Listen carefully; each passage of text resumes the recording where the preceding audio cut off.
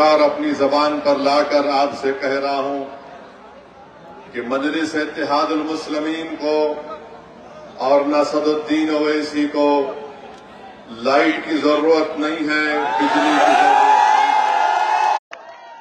اگر آپ کا اتحاد مضبوط رہے گا، اگر آپ میں ایک سیاسی شعور بیدار ہو جائے گا، تو مجھے یقین ہے کہ جو ظالم طاقتیں ہمارے مستقبل کو اندھیرا کر رہے ہیں، ہم اپنے اتحاد کی فکر مند رہیں گے۔ اور مجھے پورا یقین ہے کہ اکھلیش بھیا کی راتوں کی نیند اب حرام ہو جائے گی، کیونکہ یہ سب یہ سمجھ رہے تھے کہ ان کو ڈراؤ، ان کی گھر کو بلڈوزر سے توڑ دو، ان کے حوصلوں کو پست کر دو، ان کو جھوٹے مقدمے میں ڈال کر جیل میں ڈال دو، تو یہ ڈر کر ہمارے خلاف کھڑے نہیں ہوں گے۔ دوسری طرف جو نام نہاد سیکولر پارٹیاں ہیں وہ سمجھ رہی ہیں کہ بھارت کے مسلمانوں کے پاس اتر پردیش جو بھارت کی سب سے بڑی ریاست ہے، یہاں میں کے بسنے والے مسلم آگے جھکنا پڑا۔ آپ نے دیکھ لیا کہ ایک مظلوم کو اللہ نے ظالم پر کامیابی دے دی، دنیا نے دیکھ لیا کہ اللہ نے کمزوروں کو طاقتور پر کامیابی دے دی۔ انشاءاللہ تعالی آنے والا وقت بتائے گا کہ ہم غالب رہیں گے، انشاءاللہ تعالی ہم کامیابی حاصل کریں گے اور ہم اپنی آواز کو اتر پردیش کے ویدھان سبھا میں بھیجائیں گے۔ میں سلام کرتا ہوں ان بہادر طالب علم کو اور ان طلباؤں کو جنہوں نے کئی ہفتوں سے جنتر منتر پر بیٹھ کر ایسا منتر پڑا کہ مودی کو رات کے 12 بجے بھی میرے عزیز دوستوں اور بزرگوں، یہ ہوتی ہے اتحاد کی طاقت۔ اور میں امید کرتا ہوں کہ بھارت میں ہماری 65% آبادی کی عمر 35 سال سے کم عمر لوگوں پر مشتمل ہے۔ بھارت کی 50% آبادی 25 سال سے کم عمر کی ہے۔ ہماری بھی کوشش یہی ہوگی کہ انشاءاللہ تعالی اتر پردیش کے آنے والے ویدھان سبھا میں نوجوانوں کو مجلس اتحاد المسلمین اپنا امیدوار بنائے گی، تاکہ وہ جا کر آپ کی بے باک طریقے سے آپ کی نمائندگی کریں گے۔ اور ہماری یہ کوشش ہوگی کہ 2029 کا جب چناؤ ہوگا تو کوئی 80 سال کا شخص بھارت کا پردھان منتری نہیں بنے گا، بلکہ کوئی 45-40 سال کا نوجوان اس ملک کا وزیر اعظم بنے گا۔ ہماری کوشش یہی رہے گی۔ میرے عزیز دوستوں اور بزرگوں، میں آپ سے یہ گزارش بھی کرنے آیا ہوں کہ ہمارے اس جلسے کے بعد کئی ہمارے مخالفین نکل کر آئیں گے اور آ کر کہیں گے کہ اویسی صرف جذباتی تقریر کرتا ہے، تم کو الفاظ کے اپنے سمندر میں لے کر تم کو جذباتی بنا دے گا، تم اس کی بات پہ یقین نہیں کرنا۔ میں ان سے کہنا چاہ رہا ہوں، اگر میں جذباتی بات کرتا ہوں تو میرا ایک ایک لفظ الحمدللہ سچائی پر مبنی ہے۔ میرا مقصد جذبات میں لا کر اٹھ حاصل کرنا نہیں ہے، میرا مقصد ہمیشہ یہی رہا، بلکہ مجلس اتحاد المسلمین کا ٹوٹ ہمارا یہ فیصلہ رہا کہ بھارت کو اگر مضبوط کرنا ہے، بھارت کے سمویدھان کو اگر اور مضبوط کرنا ہے، تو بھارت کی سب سے بڑی اقلیت کو ایک سیاسی طاقت بننا پڑے گا۔ بھارت کا سمویدھان آپ کو اس بات کی اجازت دیتا ہے کہ آپ اپنی لیڈرشپ کو بنائیں۔ اگر میں مراد آباد کی سرزمین میں کھڑے ہو کر آپ کے درمیان میں کہہ رہا ہوں کہ اگر بھارت کے مسلمان اپنی لیڈرشپ بنائیں گے تو سمویدھان کے خلاف نہیں ہوگا۔ بھارت کے سمویدھان کا ڈائریکٹو پرنسپل اٹھا کر دیکھ لو، بھارت کے سمویدھان کی تمہید اٹھا کر دیکھ لو، جس کو بابا صاحب امبیڈکر نے بنایا۔ لکھنے والا لکھ کر چلا گیا، مگر لکھنے والے نے لکھا کہ تم کو اپنے ایک سیاسی لیڈرشپ کو پیدا کر سکتے ہو، یہ سنویدھان کے خلاف نہیں ہے۔ اگر آپ اپنے حقوق کو حاصل کرنا چاہتے ہیں تو آپ کو اپنی سیاسی لیڈرشپ کو بنانا پڑے گا۔ کوئی اٹھ کر کہے گا ارے ہم نے سپا کو بھی ووٹ دیا تھا، ہم نے کان سے فلاں کو کامیاب کر دیا، ارے یاد رکھو وہ لیڈرشپ نہیں ہے، وہ بے نامی کی لیڈرشپ ہے، وہ گونگی لیڈرشپ ہے۔ لیڈرشپ وہ ہونی چاہیے جو ظالم کی آنکھ میں آنکھ ڈال کر آپ کے حق کی لڑائی لڑ سکے، جو تمہاری ناانصافی کو اس کو ختم کرے اور تم کو انصاف دلا سکے۔ میرے عزیز دوستوں اور بزرگوں، اپنے ووٹ کا صحیح استعمال کریے۔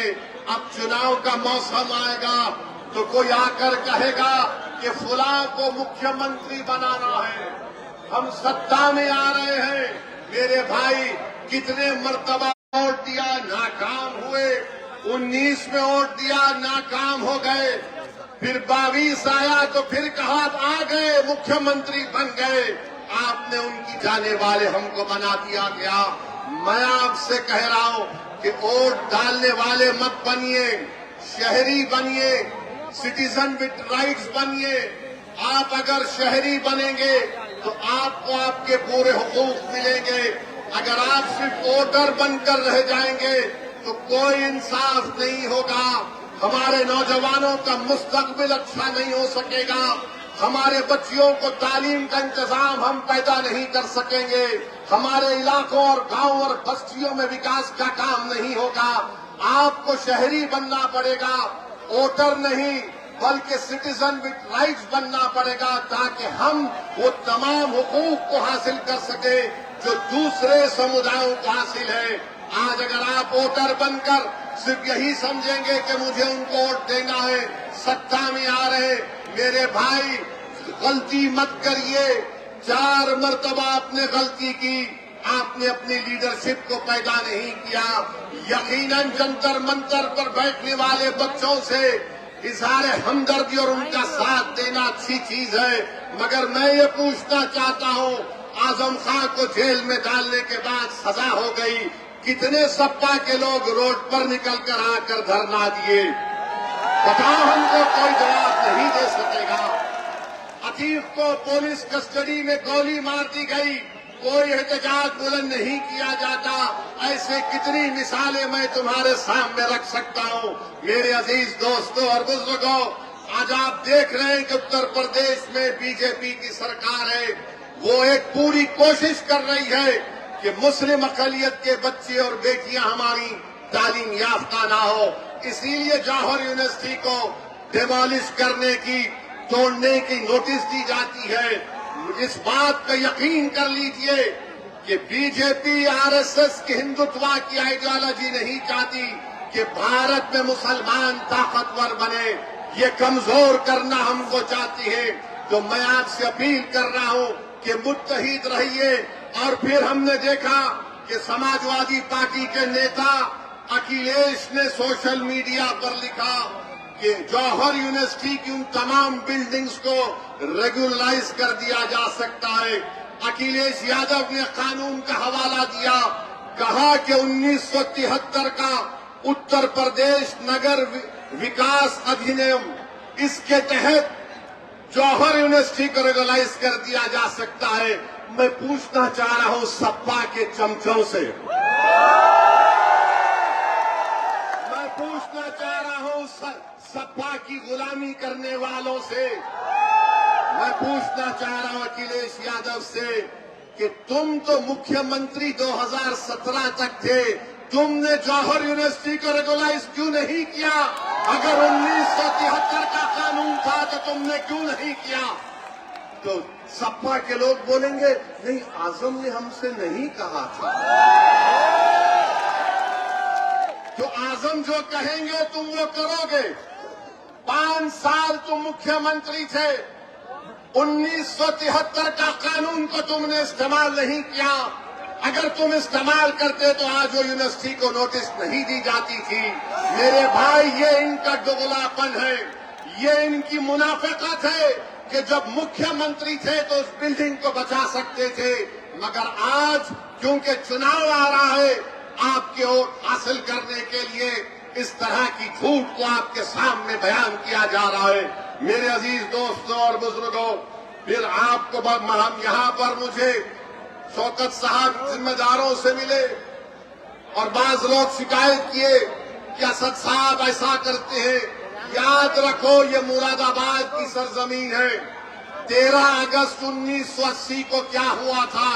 نوجوانوں میری اس بات کو اپنے ذہن میں یاد رکھو، اپنے دماغوں میں دلوں میں قلم بند کر لو کہ 13 اگست 1980 کو مراد آباد کی عیدگاہ کی گراؤنڈ پر جب لوگ خوشی خوشی عید الفطر کی نماز پڑھنے آئے تھے، 40,000 لوگ نماز پڑھنے آئے تھے، ان پر پی ایس ای کی طرف سے گولیاں برسا دی گئیں۔ جلیان والا باغ میں اتنے لوگ انگریزوں نے نہیں مارے، جنرل ڈائر نے اتنے لوگوں کو نہیں مارا تھا جلیان والا باغ میں۔ اس سے زیادہ مراد آباد کی عیدگاہ پر مسلمانوں کا خون اس زمین پر گرا، ان کو شہید کر دیا گیا۔ بتاؤ اس وقت اسد الدین اویسی کہاں تھا؟ بتاؤ اسد الدین اویسی پر انگلی اٹھانے والوں، میری عمر 11 سال کی تھی جب 13 اگست 1980 کو ہوا۔ بتاؤ تم اس کا کیا جواب دو گے؟ جنہوں نے اپنے خاندان پریوار کو کھو دیا، جنہوں نے اپنی ماں کو کھو دیا، آج آپ ہم کو انگلی اٹھا کر ہم پہ الزام لگاتے ہیں۔ ارے تم کھلا بول دو کہ تم سماجوادی پارٹی اور کانگریس کی چمچا گیری کرنے کی قسم کھائے ہو زندگی بھر۔ تم مسلم نوجوانوں کو ان کا مستقبل خراب کرنے کی قسم کھائے ہو۔ بتا دو بتاؤ تم نے کیا حاصل کیا؟ ارے اکھلیش مکھیہ منتری تھے، مظفر نگر کا کانڈ ہوا، 50,000 مسلمان بے گھر ہو گئے، اور تم آ کر اسد الدین اویسی کو گالی دیتے۔ ارے بکو گالی مجھے، میں کوئی فرشتہ نہیں ہوں، مگر یاد رکھو تمہاری جھوٹ اور تمہاری گالی، تمہارے الزامات میرے حوصلوں کو پست نہیں کر سکے گی۔ میں جب تک زندہ رہوں گا ظالموں سے مقابلہ کرتا تھا اور کرتا رہوں گا انشاءاللہ تعالی۔ تو میرے عزیز دوستوں اور بزرگوں، انشاءاللہ فکر مت کریے، آپ ویسا ہی ہوگا۔ اب آپ ٹھاکر دوارا विधान سبھا ہے، اسد الدین اویسی کو گالی دینے والوں، ذرا یہ تو بتا دو کہ محکمہ مال اتر پردیش کی ریونیو ڈپارٹمنٹ نے ٹھاکر دوارا تحصیل میں 36 مسجدیں، مدرسے، مزارات اور قبرستان کو بلڈوزر کرنے کی ایک لسٹ بنائی ہے۔ یہاں کے ودھائک کون ہیں؟ نواب جان خان۔ یہ کیا کر رہے ہیں؟ کیا کر رہے ہیں؟ 36 قبرستان کو، مسجد کو، کچھ تو بولو۔ ارے اگر لڑ نہیں سکتے تو کم سے کم زبان کو تو جنبش۔ ہم اتر پردیش کی سرکار سے پوچھنا چاہتے ہیں، مکھیہ منتری بابا سے، ذرا یہ تو بتا دو کہ اگر 100 سال سے کوئی مسجد، درگاہ، خانقاہ، مزار ہے تو کیا وقف با یوزر کا قانون نہیں ہے؟ بتاؤ تم کس بنیاد پر نوٹس دے رہے ہو؟ کیا بھارت میں ایڈورس ہے؟ مگر ہم نے اپنے آنسو کو بہایا، مگر ہمارے حوصلوں کو ہم نے پست ہونے نہیں دیا، کیونکہ ظلم کرنے والوں، سنو آر ایس ایس والوں، تمہارے پاس اقتدار کی طاقت ہے، تمہارے پاس ہر چیز ہے۔ ہم غریب اور مظلوموں کے پاس اگر کوئی طاقت ہے، یہ 2 ہاتھ ہے اور اللہ ہے۔ یہ 2 ہاتھ ہے اور اللہ ہے۔ ہم ہر بار اللہ کے سامنے اپنی بات کو رکھ رہے ہیں۔ انشاءاللہ تعالی جب نمرود اور فرعون کا اقتدار نہیں رہا تو تمہارا اقتدار کہاں رہے گا؟ جب یزید پلید ہو گیا تو تمہارا ظلم کہاں پر رہے گا؟ تم ظلم کر رہے ہو، تم سمویدھان کے دائرے میں رہ کر حکومت نہیں کرنا چاہتے ہو۔ میرے عزیز دوستوں اور بزرگوں، انشاءاللہ تعالی آپ دیکھیں گے کہ آنے والے چناؤ میں اتحاد المسلمین آپ کی دعا، آپ کے اتحاد کی طاقت اور آپ کے سیاسی شعور کے بلبوتے پر ایک عظیم الشان کامیابی سے ہمکنار ہوگی انشاءاللہ تعالی۔ اور پھر ہم کو بتایا گیا کہ مراد آباد میں کوئی گورنمنٹ کا میڈیکل کالج بھی نہیں ہے۔ بتاؤ بابا کیسے علاج ہوگا غریبوں کا؟ مراد آباد میں ایم آر آئی کی مشین نہیں ہے، یہاں پر 9 سرکاری سلاٹر ہاؤس تھے، ان تمام کو بند کر دیا گیا۔ آخر گوشت کا جو کاروبار غریب کر رہا ہے اس سے بی جے پی اتنا نفرت کیوں کرتی ہے؟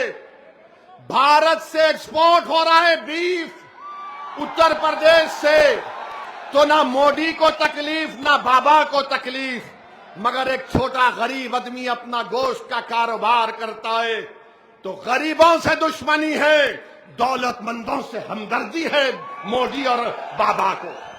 میرے عزیز دوستوں اور بزرگوں، پھر ابھی آپ کے سامنے کہا گیا کہ مراد آباد سمارٹ سٹی میں ڈیولپمنٹ کا کام جو دعوے کرتی ہے، مگر بتاؤ کرولا میں جامع مسجد اور پرانے شہر میں وکاس کا کام کیوں نہیں کرایا گیا؟ سمارٹ سٹی کا پیسہ کہاں چلا گیا؟ میرے عزیز دوستوں اور بزرگوں، یہ سچائی میں آپ کے سامنے رکھ رہا ہوں، اور میں اتر پردیش کے مکھیہ منتری سے پوچھ رہا ہوں کہ رام مندر میں یہ چوری کیسے ہوئی بابا؟ یہ چوری کیسے ہوئی؟ چمپک کو آپ نے چھوڑ دیا، آرٹ کو پکڑ لیا، بتائیے آپ دھوکہ دیا گیا تھا آستھا آستھا کہہ کر، ارے اصلی آستھا ان کی نوٹ میں ہے، پیسے میں ہے۔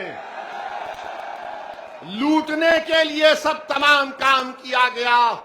آج آپ دیکھ رہے ہیں کہ قدرت ان لوگوں کو کیسے بے نقاب کر رہی ہے، کیسے ان کے تمام گندے عزائم کو قدرت عوام کے سامنے لا رہی ہے۔ اس کو چھپانے کے لیے مسجد کا مسئلہ اٹھایا جاتا ہے۔ اب تیار ہو جائیے، بابا اپنی زبان سے بولیں گے 80-20 کا کھیل ہوگا۔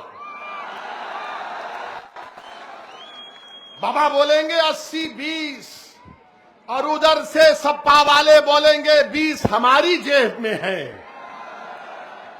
ہم کسی کے جیب میں نہیں ہیں، ہم کسی دھرم کے خلاف تھے نہ کبھی رہیں گے انشاءاللہ تعالی۔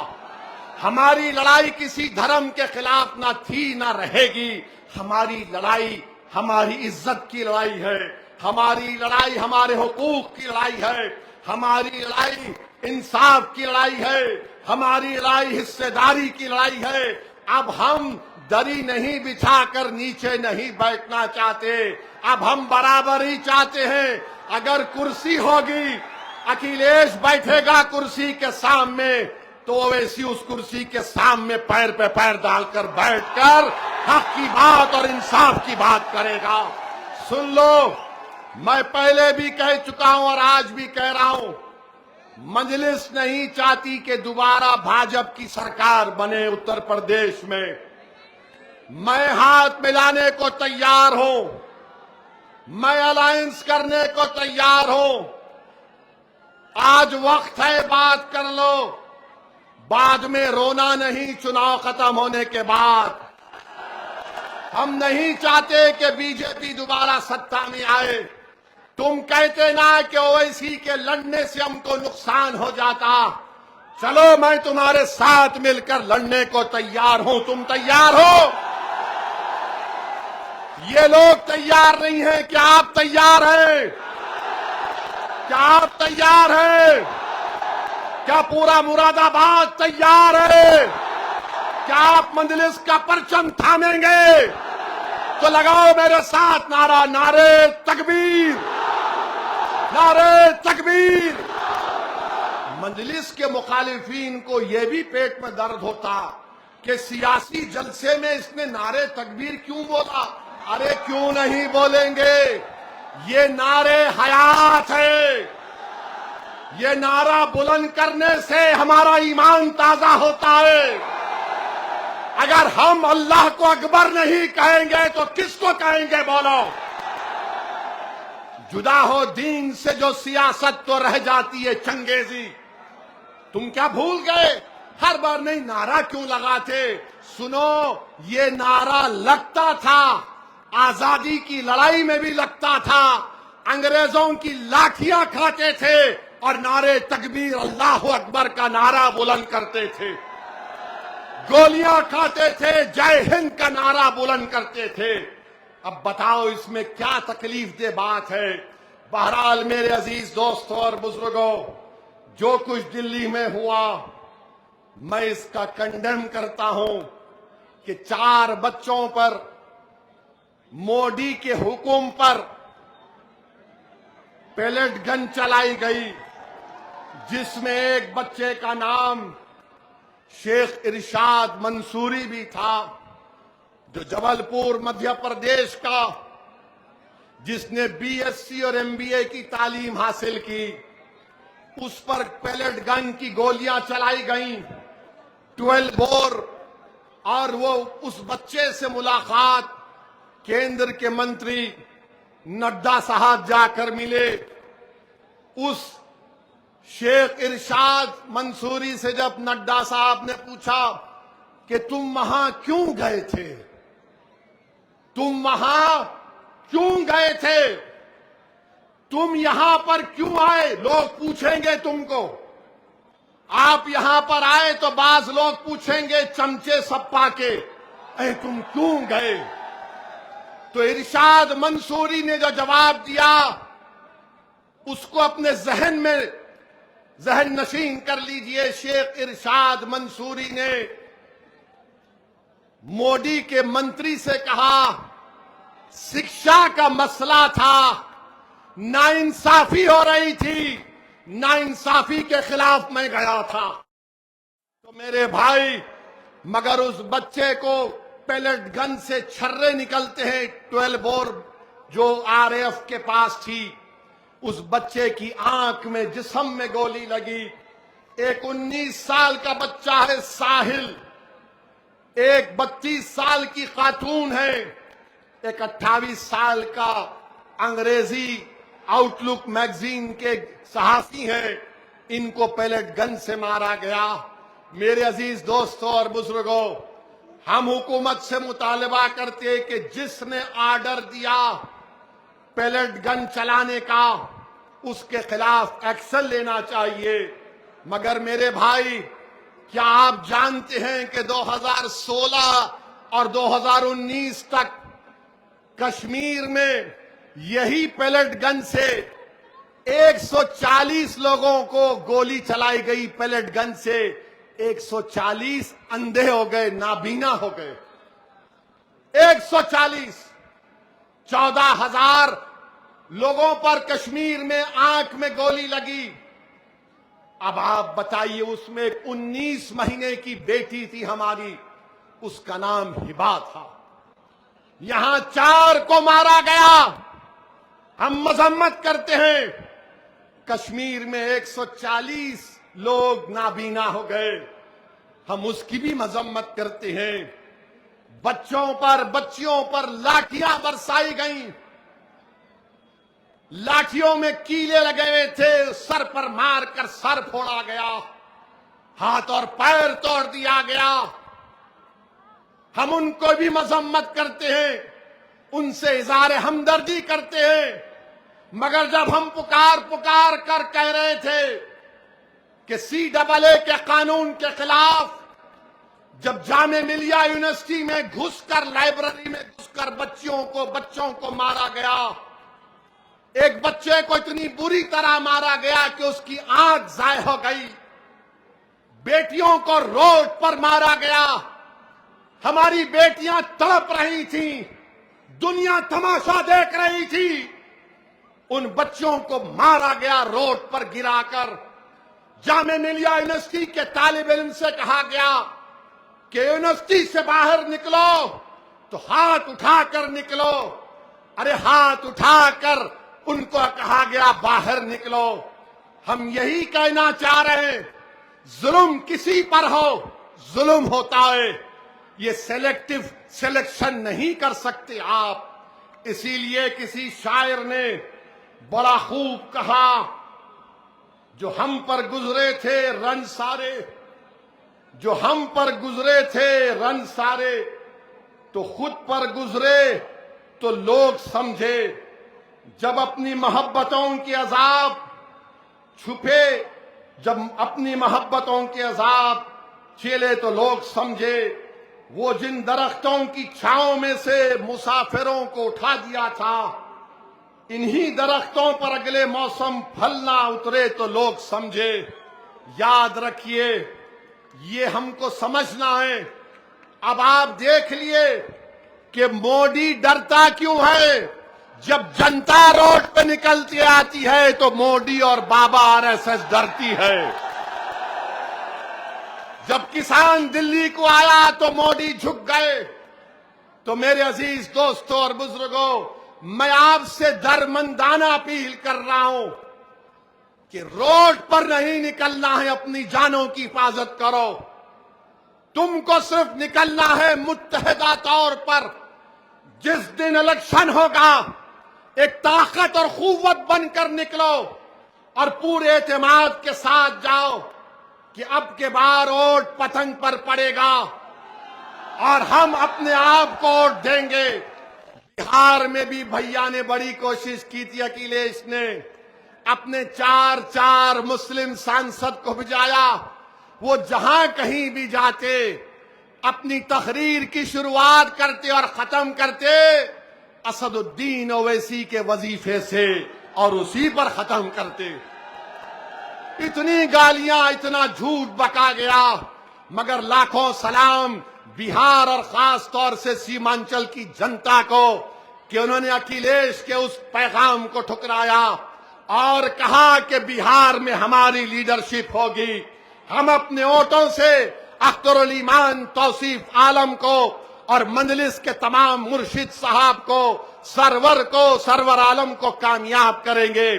میرے بھائی، اگر اللہ میرے دل کو زبان دیتا تو میں دل کو نکال کر تمہارے قدموں میں رکھ دیتا کہ یاد رکھو تم جب اٹھ کر اپنے حق کے لیے لڑو گے، ناانصافی کے دور کا خاتمہ ہوگا۔ کوئی آ کر تم سے انصاف نہیں کرے گا۔ ہاں، ہمارے مرنے کے بعد ہمارے جنازے پر آ کر کھڑے ہو کر مرنے والے کے خاندان کو پرسہ دے کر چلے جائیں گے، مگر اب ایسے نہیں ہوگا۔ ہم نہیں مریں گے، ہم زندہ رہیں گے انشاءاللہ تعالی۔ ہم زندہ رہیں گے اپنے حق کے لیے اور اپنی آنے والی نسلوں کے لیے۔ ہم زندہ رہیں گے تاکہ ہماری زندگی، ہم اس زندگی سے اپنے پروردگار کی عبادت گاہوں کو آباد کر سکیں۔ ہم زندہ رہیں گے اس لیے کہ ہم اپنے مدرسوں کو آباد رکھ سکیں گے۔ ہم زندہ اس لیے رہیں گے تاکہ ہماری بیٹیوں کو تعلیم کے زیور سے آراستہ کیا جائے۔ ہم زندہ اس لیے رہیں گے کہ کوئی ناانصافی ہم سے نہ کرے۔ یاد رکھو، اگر زندہ ہے تو زندگی کا ثبوت دینا پڑے گا۔ اور کیسے دینا پڑے گا؟ جذباتی تقاریر سے نہیں، نعروں سے نہیں، مگر اتحاد سے دینا پڑے گا۔ کیا آپ اتحاد کو مضبوط کریں گے؟ کیا آپ مجلس کا ساتھ دیں گے؟ میرے بھائی، یہ نوجوانوں، یہ لڑائی تمہارے مستقبل کی ہے۔ میں یہاں پر نیتا بننے کے لیے نہیں آیا ہوں، اور اللہ میرے دل کا حال جاننے والا ہے۔ میں یہی چاہتا ہوں کہ تم نیتا بنو، تم سانسد بنو، تم ودھائک بنو، تم لیڈر بنو، تم اس قلم سے اپنے مقدر کے فیصلے کرو۔ اللہ تم کو اتنی طاقت دے۔ یہ مجلس اتحاد المسلمین چاہتی ہے۔ انشاءاللہ تعالی 29 میں کوئی 80 سال کا شخص اس دیش کا وزیر اعظم نہیں بنے گا۔ کوئی 40-45 سال کا نوجوان اس ملک کے مقدر کو بدل دے گا، جہاں پر امن ہوگا، انصاف ہوگا، کسی کے پاس نفرت نہیں ہوگی۔ یہ مجلس اس کی کوشش کر رہی ہے۔ تو آپ تمام کا بے حد شکریہ۔ اور میں شکرگزار ہوں ایڈوکیٹ ظفر صاحب سنبھل سے آئے ہیں. یہ وہ آدمی ہیں جس نے اللہ کے گھر کی حفاظت کے لیے جیل کو جانا پسند کیا, ظالم سے سمجھوتا کرنے کو پسند نہیں کیا. ہم ظفر صاحب کا شکریہ ادا کرتے ہیں اور ساتھ ہی ساتھ ہمارے عرفان چودھری, دانش چودھری جو شاملی سے آئے ہیں, بلال چودھری, ناظم صاحب, ندیم جو علی گڑھ سے, شاداب علی گڑھ سے, افضل علی گڑھ سے اور فیض علی گڑھ سے آئے ہیں. تو میرے بھائی آپ نے ایک بات کو بھی دیکھا ہوگا کہ اس جنتر منتر پر ایسا منتر پڑا جا رہا تھا کہ حیدرآباد اور ممبئی میں یہ جو بچے میمز بنا رہے تھے, میں توبہ ہی کر سکتا ہوں. کیا کیا کر دیا آپ نے. موڈی کو نہیں چھوڑا, بابا کو نہیں چھوڑا, سنگ پریوار کو نہیں چھوڑا, سب کو بتا دیا. کیا کیا کر دیا آپ نے. بہرحال میرے بھائی, ڈرنے اور گھبرانے کی ضرورت نہیں ہے. اپنے اتحاد کو مضبوط رکھیے, زندگیوں کو بچائیے, ظالم کی سازش کا شکار مت ہوئیے. ہم ڈر کر ووٹ نہیں ڈالیں گے, ہم بے خوف ہو کر امید کی بنیاد پر مجلس کو کامیاب کریں گے انشاءاللہ تعالی. مجبوری کے نام پر آپ نے دوسری پارٹی کو ووٹ دیا, اب مجبوری کے نام پر نہیں, اب بہادری کے نام پر ووٹ پڑے گا انشاءاللہ تعالی. آپ تمام کا بے حد شکریہ کہ آج آپ یہاں پر آئے. میں پولیس پرشاسن کا اور ان کا بھی تمام کا شکر گزار ہوں. لائٹ نہیں تھی, ہم کو لائٹ کی ضرورت نہیں ہے. ہمارے دلوں میں اللہ نے جو رسول اللہ صلی اللہ علیہ وسلم کا امتی ہم کو بنایا, وہ ہمارے لیے کافی ہے. ہمارا وجود دنیا کے اندھیروں کو ختم کرنا تھا, ہمارا وجود دنیا میں ایک روشنی پیدا کرنا تھا, اور انشاءاللہ تعالی وہ ہو کر رہے گا. ایک مرتبہ ذرا سیل فون کی لائٹ کھول لیجئے, پورے کھولیے. جہاں گھر پر کھڑے ہیں وہ سب کھولیے. جو مسجد کے اوپر